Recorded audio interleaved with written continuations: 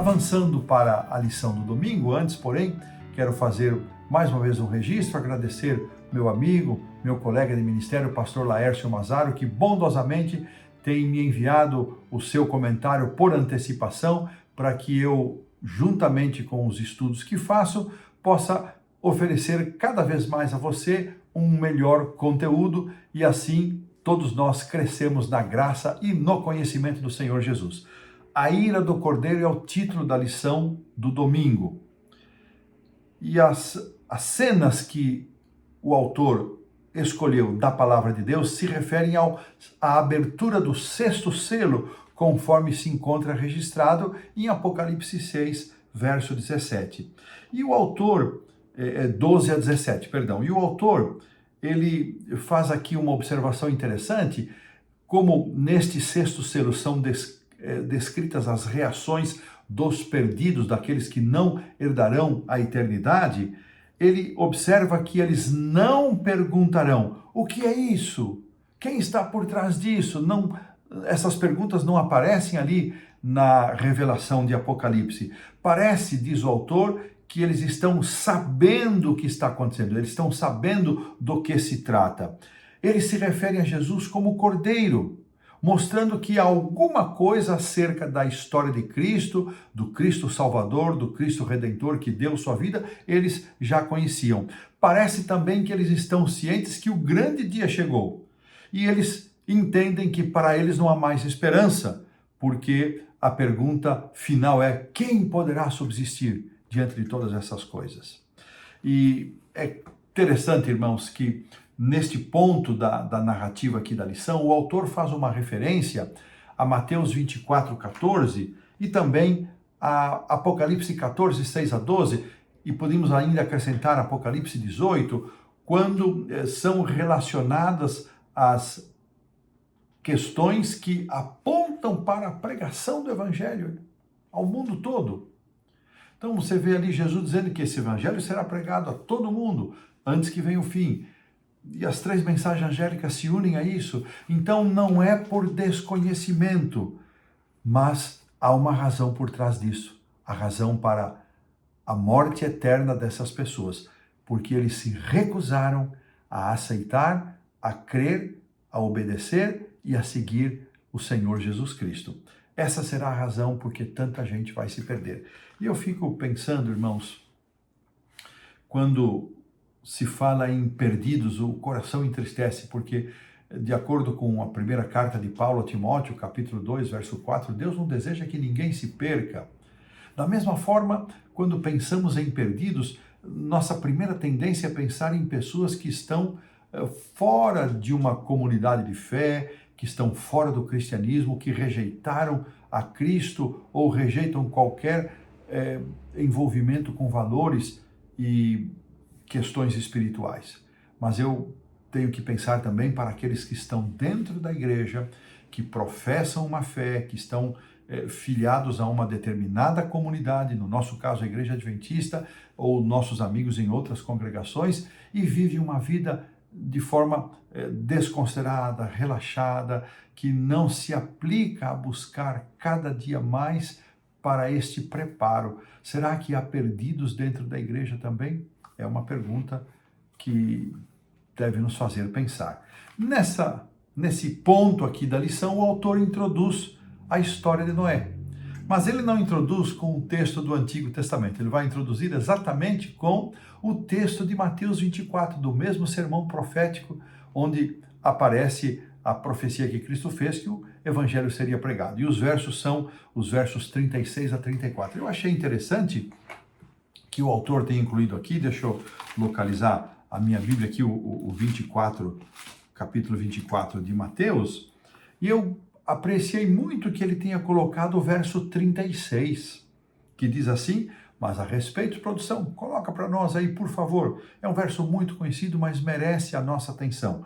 Mas a respeito daquele dia e hora, ninguém sabe, nem os anjos dos céus, nem o Filho, senão o Pai. E na sequência, Jesus começa a dizer, então, o próprio Cristo fez referência à história de Noé, dando a essa história uma importância e uma relevância que merecem a nossa atenção especial, pois assim como foi nos dias de Noé, também será a vinda do Filho do Homem. Irmãos, vez por outra, de tempos em tempos, surgem pessoas em nosso meio que, ou de forma direta ou de forma indireta, sugerem um tempo, uma data ou um ano aproximado para a vinda do Senhor Jesus. Irmãos, nós como adventistas do sétimo dia, nós rechaçamos, nós rejeitamos, nós repudiamos toda e qualquer tentativa de marcação de datas. Nós como movimento crescemos e nascemos com esta vocação. Daquele dia e hora ninguém sabe, daquele dia e hora ninguém sabe. Se Deus quisesse que nós soubéssemos dia e hora, Ele teria deixado revelado nos seus livros proféticos ou por meio de outros textos bíblicos. Então, meus queridos irmãos, da mesma maneira que a destruição do mundo só aconteceu a informação do prazo, aquele momento que a arca iria fechar, foi ali no limiar. Nós também saberemos, só depois do fechamento da porta da graça, quando é o dia e a hora da volta de Jesus, mas só depois do fechamento da porta da graça. Não saberemos disso antes. Então, meus queridos irmãos, vamos estar atentos, vamos estar alertas e não entrar nessa corrente de pregadores que surgem por aí, falantes que surgem por aí, sugerindo datas para a volta de Jesus. Rechacemos isso com todas as veras da alma. Agora, voltemos aqui para o texto. Jesus utiliza a história do dilúvio, os fatos do dilúvio. Isso tem um significado porque aponta para a realidade deste evento. E ele usa isso para nos advertir de sua segunda vinda. Assim como foi no segundo advento. O dilúvio não foi surpresa. A segunda vinda não será surpresa. Irmãos, mas aqui há alguma coisa interessante. Noé pregou durante 120 anos. 120 anos. E tudo que ele teve para apresentar para Deus como resultado do seu esforço foi um navio, uma arca construída com o pregador e mais 7 pessoas dentro. Talvez Noé nem fosse considerado nos nossos dias hoje um evangelista de sucesso, mas esse não é o ponto. Noé pregou e o mundo se recusou a crer. Pelo contrário, eles debocharam, acharam que Noé estava louco, eles desprezaram a mensagem de Noé. E em paralelo, da mesma maneira como pessoas ridicularizaram, debocharam, desprezaram a Noé, muitos argumentam também hoje, em nossos dias, que já decorridos 2000 anos de que Jesus mencionou que voltaria, que essas profecias são falsas, isso não tem a menor chance. Irmãos, vamos cuidar com isso, nós também podemos ser contaminados com a expressão lá de uma das parábolas de Mateus 24, o meu Senhor tarde virá. Então não nos esqueçamos do vigoroso apelo do apóstolo Pedro, que aparece aqui na lição, na sua segunda carta, capítulo 3, versos 3 e 4, onde encontramos: nos últimos dias virão escarnecedores com suas zombarias, andando segundo suas próprias paixões, e dizemos: onde está a promessa da sua vinda? Onde está? Porque desde que os pais morreram, continuam dizendo eles, todas as coisas permanecem como estão desde o princípio da criação, e com isso desmerecem, zombam, desfazem, aniquilam o valor e o peso desta promessa e desta profecia. A cada ano que passa, esta realidade descrita por Pedro está cada vez mais forte. E nós, irmãos, será que em algum momento da nossa caminhada já duvidamos da volta de Jesus?